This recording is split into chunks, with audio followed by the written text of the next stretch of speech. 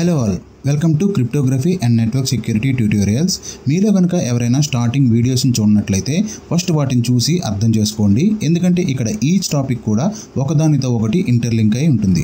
Series playlist మొత్తాన్ని అయితే నేను డిస్క్రిప్షన్ బాక్స్లో ఉంచుతాను అండ్ అలాగే కామెంట్ సెక్షన్లో కూడా పింక్ చేసి ఉంచుతాను. ఒకసారి అయితే చెక్ చేయండి. ఓకే, ఈ సిరీస్లో ఇదైతే 5th వీడియో అండి. ఈ వీడియోలో నేను మీకు ఎక్స్ప్లెయిన్ చేయబోయే topics security services and security mechanisms. ఇదైతే చాలా ఇంపార్టెంట్ వీడియో, ఎక్కడ స్కిప్ చేయకుండా ఎండ్ వరకు చూడండి.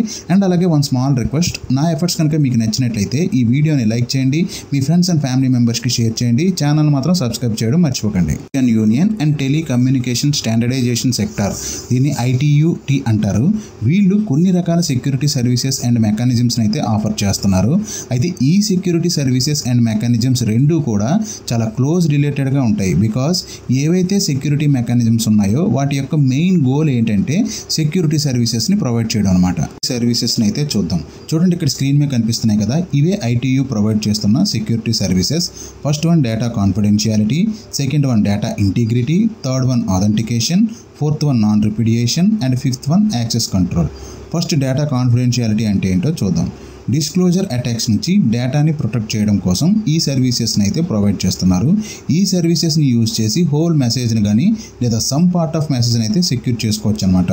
మెయిన్గా ఈ సర్వీసెస్ని snooping and traffic analysis attacks నుంచి అయితే డేటాని సెక్యూర్ చేయడం కోసం దీన్ని అయితే డిజైన్ చేశారు. అయితే లాస్ట్ వీడియోలో నేను క్లియర్గా ఎవ్రీ టాపిక్ గురించి ఎక్స్ప్లెయిన్ చేస్తూ ఒక వీడియోని అయితే చేశాను.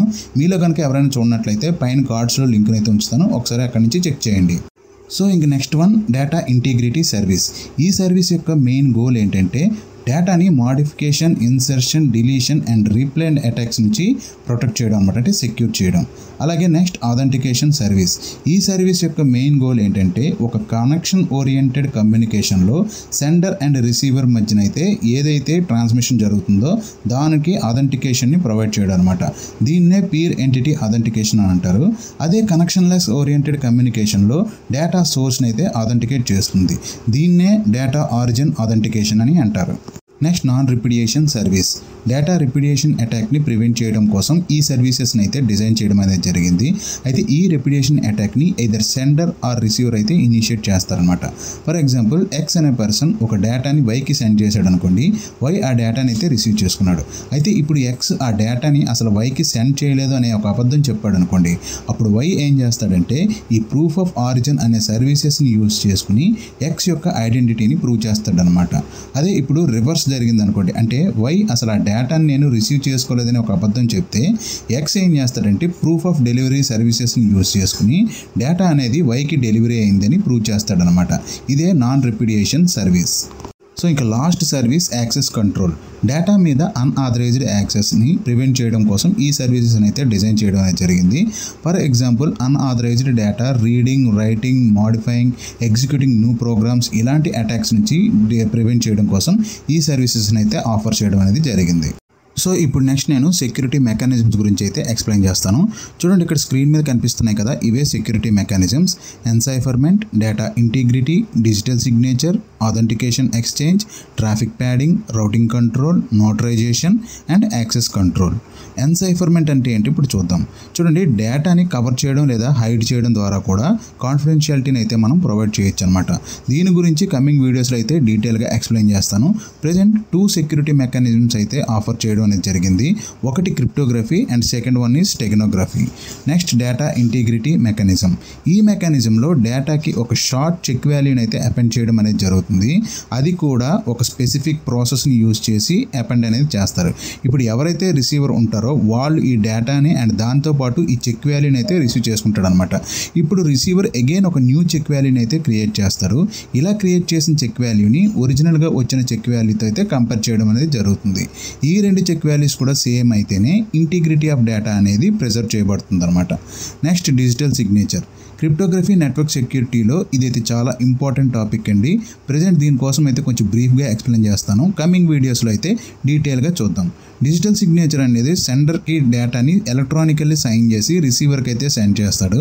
రిసీవర్ సెండర్ యొక్క సిగ్నేచర్ని ఎలక్ట్రానికల్లీ వెరిఫై చేస్తాడనమాట. ఇక్కడ ఈ ఎలక్ట్రానిక్ సైనింగ్ ప్రాసెస్ అంతా కూడా పబ్లిక్ అండ్ ప్రైవేట్ కీస్ ద్వారా డిపెండ్ అయ్యి జరుగుతూ ఉంటుంది. That means digital signature is a public key cryptography. Next one authentication exchange.